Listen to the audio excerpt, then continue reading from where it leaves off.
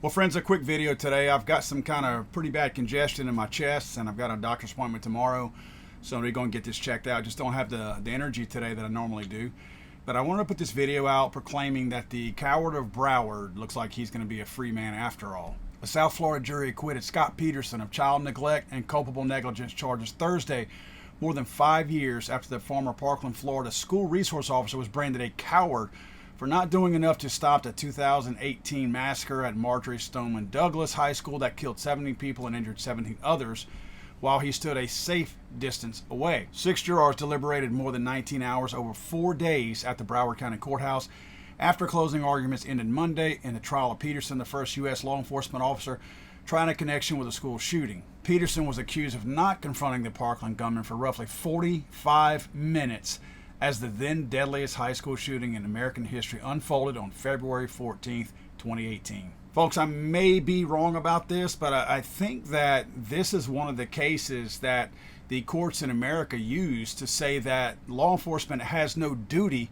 to protect you, and this just further backs that up. We talk about that all the time, that cops are 15 minutes away when you need them. When you need somebody quickly, they're 50 minutes away. I forget what the nice little saying is. But that law enforcement does not have a duty to protect you. That's not what their job is. It's your job to protect you. And we need to realize that. And this guy, Scott Peterson, I respect the fact that a jury of his peers let him go, but I don't respect the man. I don't respect him. He may have not gotten a guilty verdict, but he's not an innocent person. 45 minutes went by. 45 minutes, and you can see video of this guy. I get that he wasn't, quote, hiding per se. In other words, he wasn't huddled down behind a desk in the fetal position, but he was hiding. He made sure that he stayed out of sight.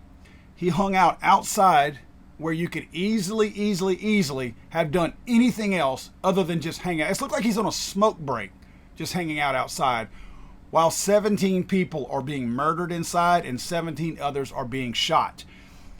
Those of you who are former law enforcement, mall cops, or whatever, you can comment all you want to that if you've never done the job, you don't know what it's like. No, if you've ever done the job and you think it's acceptable to take 45 minutes to never go in. In other words, somebody else came in 45 minutes later. He never made the attempt to go inside. If you think that it's okay to wait 45 minutes doing nothing while your backup comes and they end up going in, then you shouldn't be in that job to begin with. Don't school me about I don't know what it's like to be in that job. You shouldn't be in the job if you think that is acceptable behavior, because that is totally unacceptable. And this guy may not have to go to jail as a result of it, because again, I respect the whole jury thing. I get all that. But this man has that on his conscience. He has to live with this for the rest of his life. Look at the painful joy in his eyes as he's let off from this. This man should be beating himself up inside.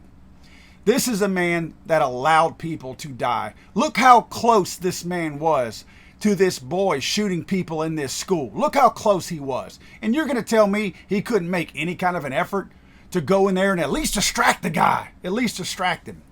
These types of jobs like this, resource officers, they're not sending the best of the best. They're sending the guys in the twilight of their career to ride it out. It's just going to be a bunch of little punk kids, and that's all you got to deal with. This man never expected to encounter something like this. So I get that he wasn't prepared, and he certainly never planned to have to deal with this. But don't take the job if you can't do it.